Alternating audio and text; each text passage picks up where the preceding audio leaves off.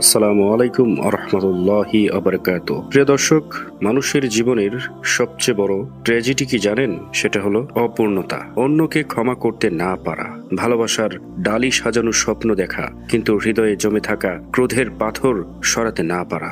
আমরা সবাই জান্নাত চাই, আল্লাহর রহমত চাই, কিন্তু জান্নাতের দরজা যখন খোলা হয় তখন আমাদেরই একটি অংশ পিছিয়ে থাকে। কেন? এটাই আজকের আমাদের আলোচনার মূল বিষয়।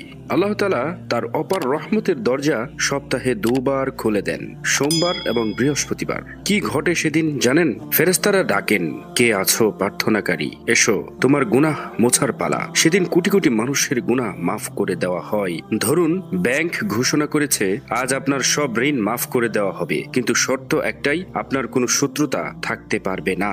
তো একদল মানুষের পক্ষে এটা করা সম্ভব নয়, এজন্য তারা পিছিয়ে থাকে, কারণ তাদের হৃদয়ে জমে আছে ভাইয়ের প্রতি অবক্ত ক্ষোভ, অমীমাংসিত দ্বন্দ্ব, পারিবারিক ফাটল, সামান্য ভুল বোঝাবুঝি, তুচ্ছ সম্পত্তি বা অহংকারের কারণে তারা বছরের পর বছর মুখ দেখাদেখি বন্ধ করে রেখেছে। আল্লাহর পক্ষ থেকে সেই আদেশ আসে, রেখে দাও তাদের, যতক্ষণ না তারা পরস্পরকে জড়িয়ে ধরে। ভেবে দেখুন কত প্রার্থনা বৃথা যায়, কত নেকি ধুলোয় মিশে যায় শুধু এই অমীমাংসিত সম্পর্কের বোঝা নিয়ে। এখানেই আসে আমাদের ইমানের সবচেয়ে বড় পরীক্ষা। আল্লাহ ক্ষমা করতে রাজি, কিন্তু আমরা কি ক্ষমা করতে প্রস্তুত? আমরা জান্নাতের চাবি হাতে নিয়ে দাঁড়িয়ে আছি তওবা ও ইবাদতের মাধ্যমে, কিন্তু হৃদয়ের তালা খুলতে পারছি না। আমরা বলি সে আমার সাথে অন্যায় করেছে, সে আগে আসুক। এই সামান্য অহংকারের দাম্ভিকতা আমাদের জান্নাত থেকে দূরে ঠেলে দিচ্ছে। ধরুন একটি সামান্য জমি বা কথার জন্য আপনার আপন ভাই বা বোনের সাথে আপনার কথা বন্ধ। যখন সোম বা বৃহস্পতিবার আসে আপনি মসজিদে গিয়ে আল্লাহর কাছে কাঁদেন, কিন্তু সেই ভাইটির দিকে ফিরেও তাকান না। সেই মুহূর্তে জান্নাতের দরজা কড়া নাড়লে ফেরেশতারা কি বলবে?